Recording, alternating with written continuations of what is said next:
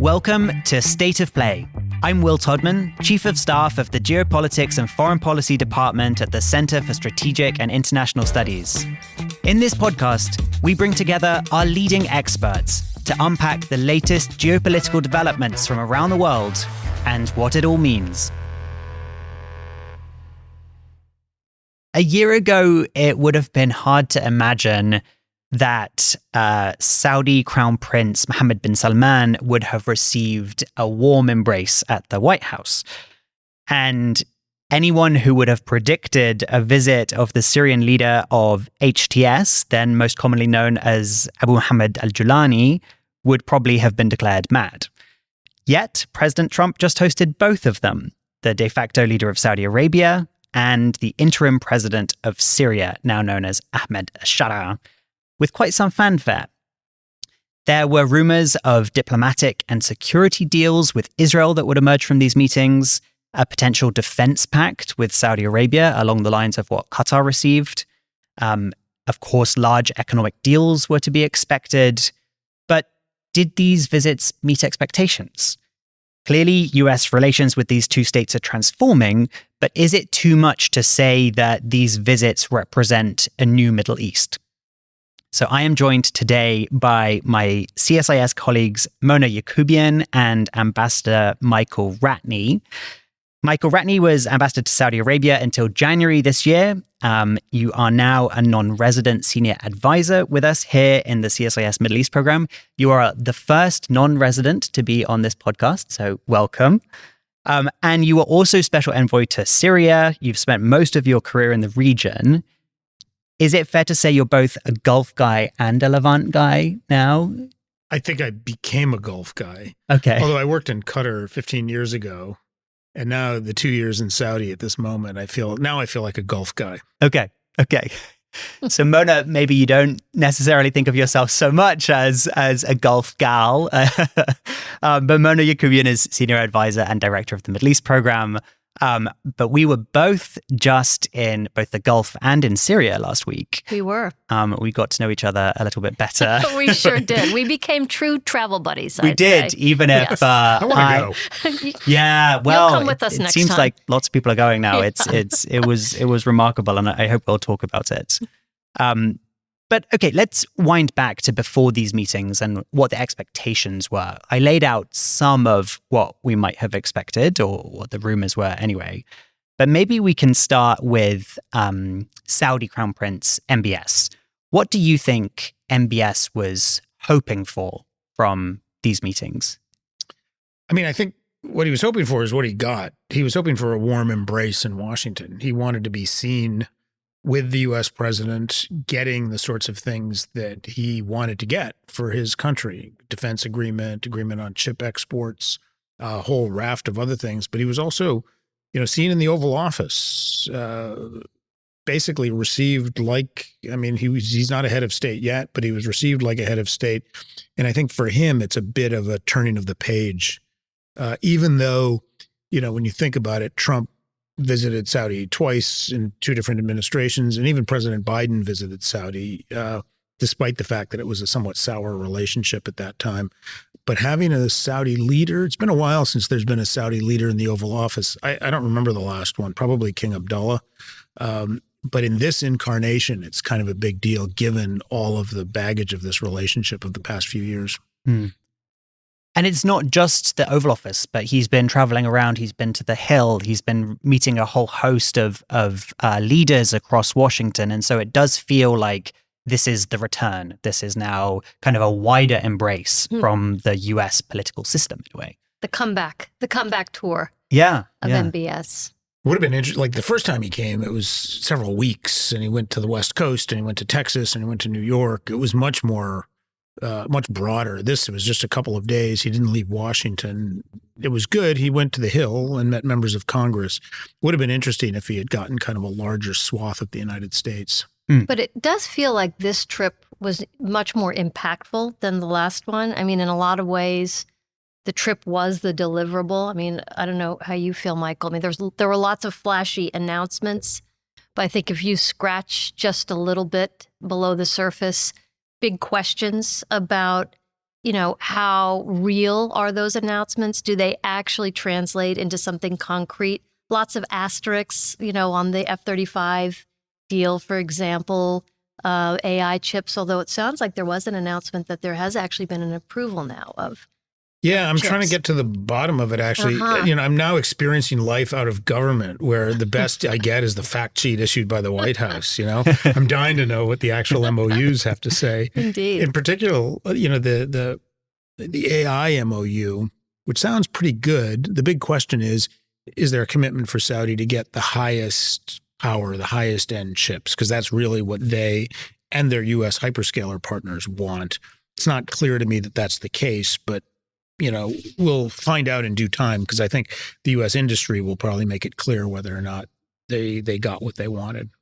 And on the timing, I should just say we're recording this on the afternoon of Thursday, the 20th of November, a bit earlier than normal because of Thanksgiving, but with some of this, might be playing out or is playing out as we're speaking. Yeah. So on President Trump's side, what was he hoping to get out of this visit? I mean, it's interesting. Most people have been, maybe that's my fault, thinking about what the Saudis wanted out of it and whether or not they got it. Trump clearly wanted two big things.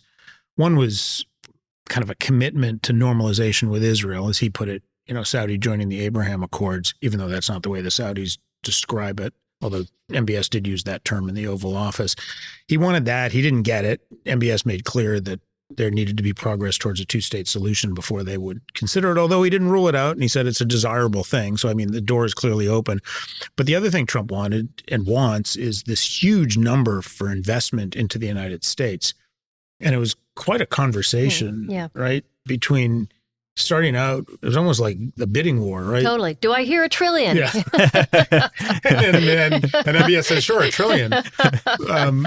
And it's interesting because we and the Saudis want the same thing right now, right? We want investment.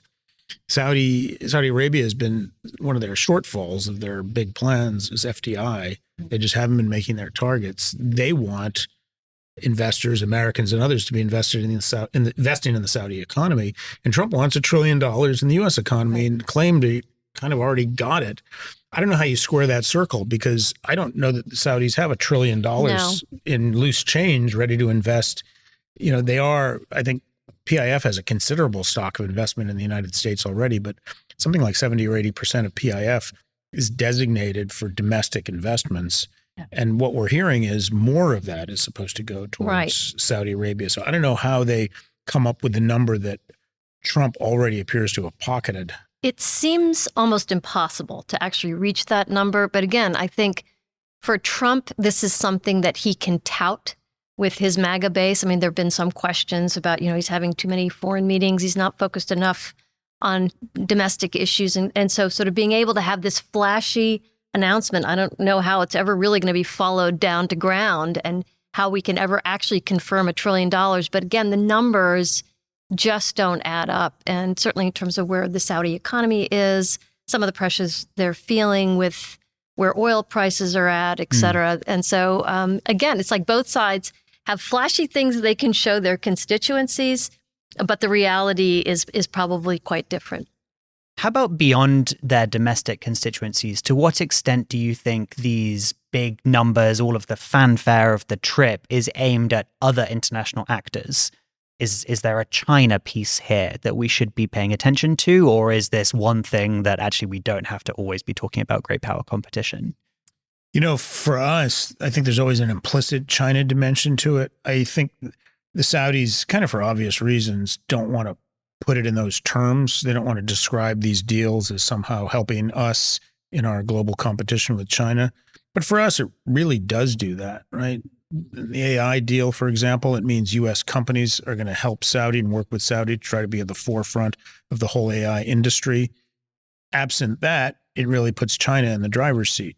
Unless you have U.S. companies and U.S. tech with countries and investors like the Saudis that can put the money and have the cheap energy and the land and the ability to deploy these data centers, it puts U.S. industry at a disadvantage and it puts China in a better place. And it would drive, absent our involvement and the Saudis' involvement, it would drive the innovation in China that we're trying to compete against. So I think there is a China dimension to it for sure. Now, the progress on Israel we've already talked about a little bit was not as clear as some of the noises that were coming out of the White House in advance. I think for lots of people who watched the Middle East, this was not surprising. The Saudis have been quite consistent here. But to what extent do you think there was progress made on Gaza in these meetings? And what kind of role do you see Saudi playing in trying to realize this plan that now has US Security Council approval, essentially? I don't know the degree to which Gaza was a major topic of the conversation. What do you think? I think you didn't hear it mentioned even at all. I mean, I think it really was focused more on the other elements that Michael has raised initially. Yeah. You did have, I think it was during the trip, you had that Security Council resolution pass. It's really unusual language, right? It was not the kind of, that language would never have passed in normal circumstances. But I think you had this kind of widespread relief in the region that there was a ceasefire. They know it's imperfect. They know a lot of issues haven't been resolved. No one knows exactly how you're going to get the security force or what the next steps are, but they're just grateful that Trump somehow brought about a ceasefire through pressure on Israel and the hostage release and kind of set it up for some hopefully positive next step. They don't know what that is. There's doubts. There's not a lot of countries stepping forward to be participants in this kind of stabilization force, I guess they're calling it.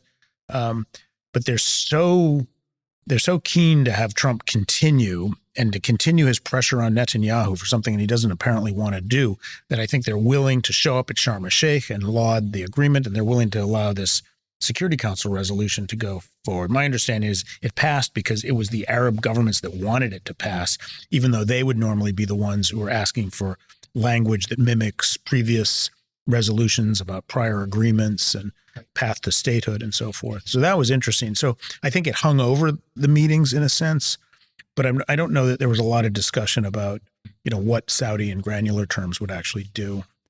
And then there was a somewhat surprising moment at the end where Sudan came up. Yeah. And we had I think the president said that he had a request from MBS to engage more deeply on Sudan. I have to say, I thought that was fascinating because everything that was sort of previewed that could happen, there were lots of things that were expected. No one mentioned Sudan or U.S. engagement in Sudan. And for me, the idea, which the president again said, that MBS asked him to have the U.S. engage in helping to bring the civil war to a conclusion, is a reminder of just how different this administration is in terms of how they act. So MBS whispers something in President Trump's ear, and then we get an announcement. I mean, this is not unlike what happened when Trump was in Saudi Arabia on his trip in May, and the president, MBS whispers the idea of, wouldn't it be nice for the U.S. to lift Syria sanctions? And lo and behold, he makes an announcement. So I was really struck by that. I have a hunch that part of that conversation was about the UAE. It was an opportunity. Sure. He's going to whisper in his ear about Sudan. It's going to be like, who is evidently responsible for supporting an army in the RSF. And I'm sure that was an opportunity to plant that bug in his ear. How much do you think the competition between Saudi and the UAE was sort of operating subliminally throughout this trip? I think it always is, right? At every level. They're competitors. Lots been said about the sort of personal competition between MBS and MBZ, but I think at some level it's just plain economic competition. They both want to be at the forefront of artificial intelligence. They both want, regional headquarters for multinationals. They both want regional airlines. They both want tourism. And so I think it hangs over it. And for MBS to be in the White House, hearing that he's going to get F-35s if he wants them, and that he's being treated like an ally on the level of Israel. I think the Saudis probably saw that there's value in its own right, but I think they saw it through the lens of comparing themselves with the UAE. And I definitely want to turn to Syria, but before we get there, you just mentioned the ally status. And so for the first time, Saudi Arabia is now designated a major non-NATO ally, as is Qatar, Bahrain, Kuwait, Israel, Jordan, Egypt, Tunisia. I've probably forgotten some, but a whole host of countries now in the region. But at least that now makes legally Saudi Arabia an ally, which is important. But Saudi Arabia did not get the same kind of defense pact that President Trump just gave Qatar through executive order after the Israeli strikes on Doha in September. Was that a surprise to you, Michael? I mean, I was talking about this with some friends about whether or not the Saudis would actually find that valuable or not. Like they look at it and they know it has the verbiage of a mutual defense pact, but it's an executive order, which means it dies with this administration. And the Saudis, what they want is something that doesn't die with this administration. Really what they want is a Senate-approved treaty, which they can't have right now. Yep. So they'll want anything that gets them further down that road. The major non-NATO allies, not bad. I wonder to what degree they would actually value an executive order like that, knowing that it's good for the next 3 years. And the language in it on the Qatar document is so strong, it actually makes you wonder whether it's even real. Yeah. Yeah. Exactly. Yeah. True. And Saudi Arabia is a very big country. And I don't know. I do wonder if these spread, will they be tested more, and then will they be all proven to be not really worth all that much? So let's shift to Syria. So the other big visit in the last couple of weeks was Ahmed al-Sharaa, the interim president of Syria. And we knew this was coming, but it was still kind of shocking to actually see him standing there in the Oval Office, to see him playing basketball with the CENTCOM commander, to see President Trump joking with him about how many wives he has. Spraying him with perfume. Yes. Okay. Yes. I saw forget. the Trump perfume, Correct. I think. Yes, Yeah. yes. Cologne, I bet, right? I wasn't there.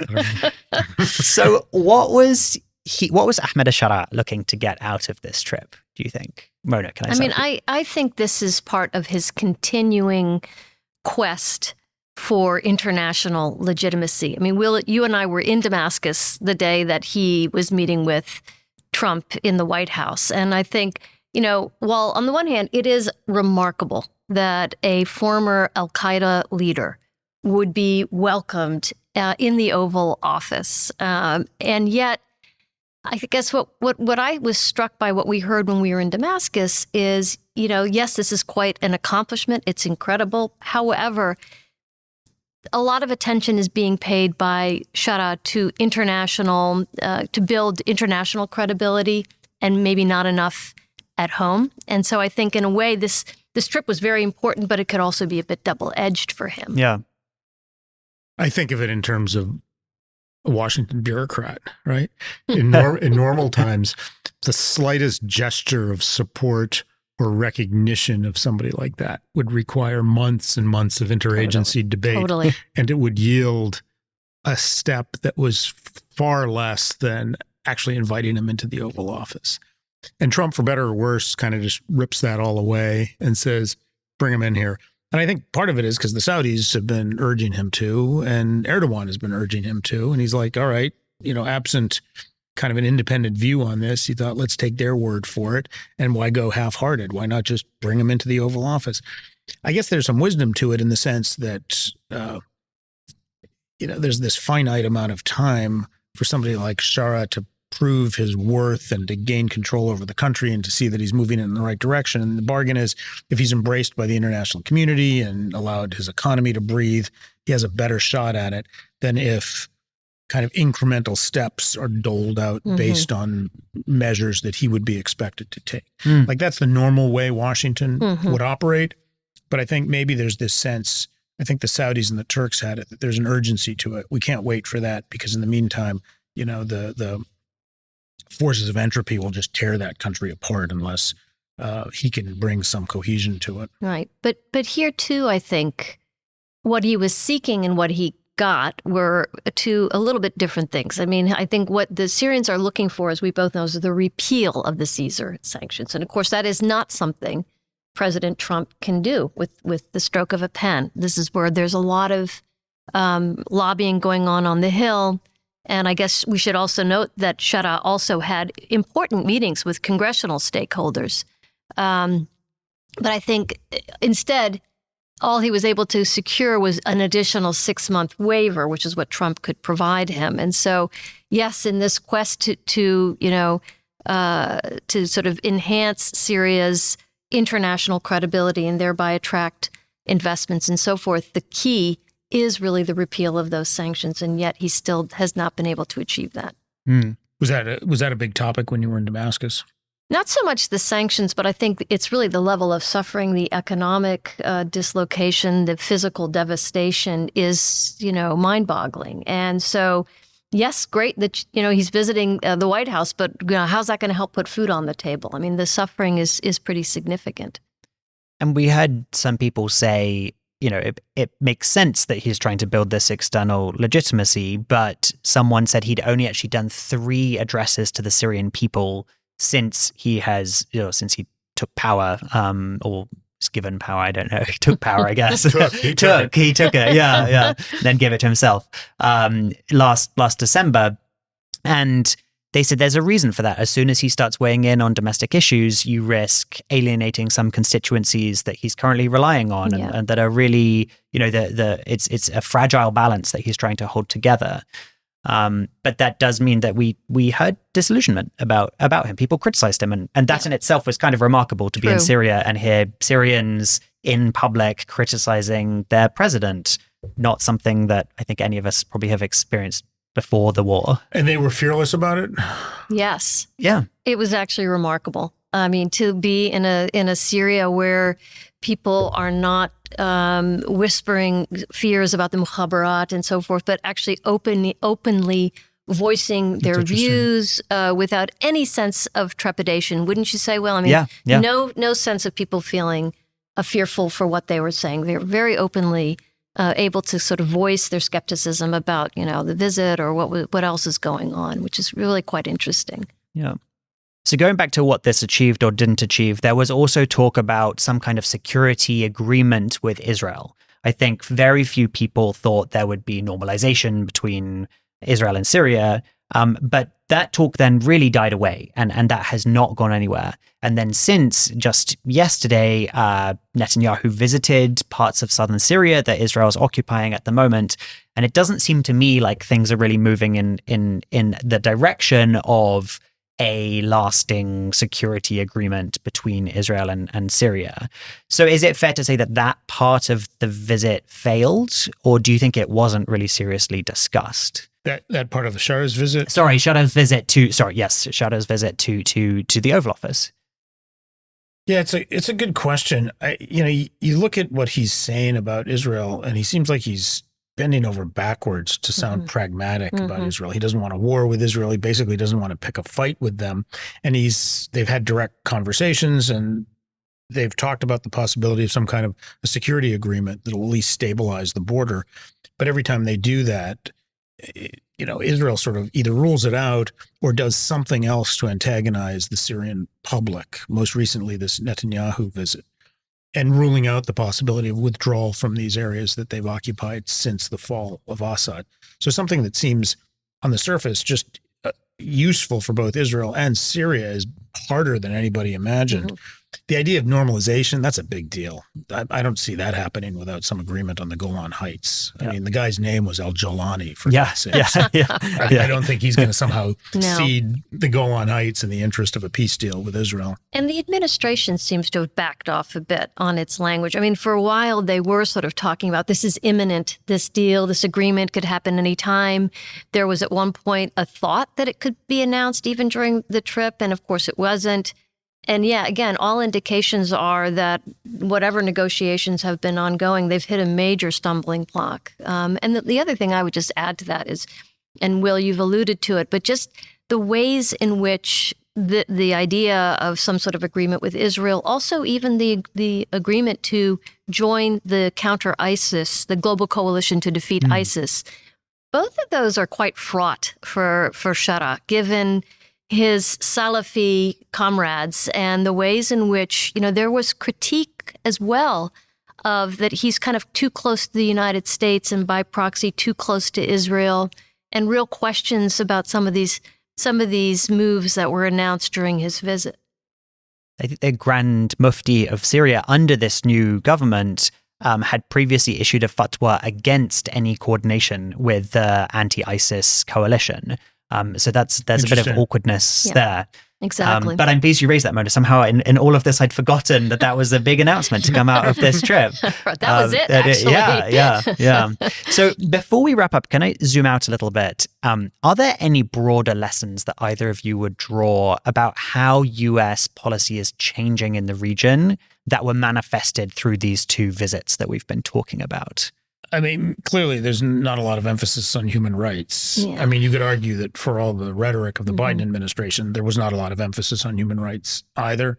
But clearly now it's not even in the talking points for these visits at this point. I don't know to what degree that figured in kind of people's perception of the Syria meetings and where we are on Syria, but clearly with Saudi Arabia, it was fraught because that was a central issue for a lot of people. And here is the Saudi Crown Prince being welcomed to Washington with nary a mention of it. I was actually thinking more what you were saying, Michael, you, the seasoned bureaucrat, about what, these kinds of visits. It's purely a compliment. It's in my past now, I hope. But it's just, to me, both visits really embody just kind of how disruptive this administration is. It's upending the ways in which we've engaged on the Middle East, for better or for worse. We'll have to see. And to me, it's really worthy of just stepping back for a moment and absorbing just how different the approach is that this administration is taking, which is allowing things like a former al-Qaeda leader being welcomed into the Oval Office, or MBS at one point a pariah and now really fully rehabilitated again in the Oval Office. Yeah. Okay, so now time for the quick fire round of questions. The first one, can you sum up these meetings in one word? Mind bending. Okay. We'll give you a hyphen there. Thank you. Affectionate. Affectionate, yeah, okay. So next, out of the US, Russia, and China, who is up and who is down the most this week? Either as it relates to Saudi Arabia and Syria, or just more broadly if you want. Who is up? Sure. Of those three, I think we're up. Yeah. To be sure. Right. Because of these visits, because they went well. Yeah, and it put us at the center of it. Yeah. In a positive way, I think. Yeah. I totally agree. I mean, I think in a lot of ways there is power in having these leaders come, and Trump sort of being, the center of the world, and the other countries really have no role to play in this, and that is important. Yeah. And China is down. When you think about it, an agreement to sell the most advanced defense technology to Saudi Arabia, the most advanced GPUs to Saudi Arabia. That's part of our competition with China. It means, assuming this goes through, that China sort of loses. Yeah. Okay. So now your ability to ban people from using a word or a phrase that has been annoying you or that you think is inappropriate, either as it relates to these meetings or just more generally. I mean, I'll step in on. There's no phrase or word that comes to mind. I think it's really about all of us. Let me put myself at the top of the list, being humble in how we think about these visits and trips. I mean, the one with MBS in particular, in some ways, one of the more interesting takeaways from the trip having to do with Sudan was on anyone's radar. And again, I think it goes back to this disruptive way in which the administration is pursuing its foreign policy. Doesn't lend itself to the best punditry. Okay. You dodged my question, but I'll accept that. I think you will. I'll be self-critical. I keep calling everything remarkable. I think I've got to stop doing that. Okay. Yeah. And I'm going to add one, inside. So it really annoys me when people say things like, I'm reporting from inside, and then a country that you can just fly to. It makes it sound like it's, I don't know, this really scary thing. And maybe there are a few places in the world, North Korea, maybe that is warranted, but I don't think everyone needs to be reporting from inside Syria. Everything's not behind the Iron Curtain anymore, right? Exactly. All right. So then let me try to sum up what you've shared with me today. So, I think there were high expectations coming into these visits, partially just the legitimacy that it bestowed on both of these leaders. MBS being rehabilitated, and then Ahmed al-Sharaa being welcomed and embraced by the US, being a huge deal. There were, I think, on both visits, not as much progress perhaps on Israel and not as much focus on Israel as we might have expected. Very big investment deals, but I think you highlighted, Michael, a really interesting contradiction here, where both Saudi Arabia and the US are trying to attract foreign direct investment at the same time. So are these huge numbers really real? Is Saudi Arabia at least really going to be investing $1 trillion in the US? And then I think the surprises. We had the surprise about Sudan. We had the surprise perhaps on the non-NATO, major non-NATO ally status not being the full mutual defense pact. But I think, Michael, it was helpful that you said they might not have wanted that. The Saudis want a Senate treaty instead, not something that's just issued by an executive order. So then for Ahmed al-Sharaa, this continues his quest for external legitimacy. He joins the anti-Daesh coalition, which is not without risks domestically, but so far he seems to be managing those quite well. He did not manage to secure the repeal of the Caesar Act, the sanctions, but just a 6-month waiver. So I think more that he is hoping to get out of this relationship. And then finally, just thinking, these visits show human rights is not at all at the center of these discussions anymore when we're talking about US policy in the Middle East. And then Mona reminding us just how disruptive this administration is in terms of not following those normal processes, which there may be good reasons for, but there may also be real opportunities that come out of not following that same playbook. So we will keep watching how these relations develop going forward. But Mona, Michael, thank you so much for your time today. Thanks, both. Will. Pleasure to have you on. Thanks for listening to State of Play. If you enjoyed this episode, subscribe to it wherever you heard it. And you can find more analysis at www.csis.org/geopolitics. Until next time.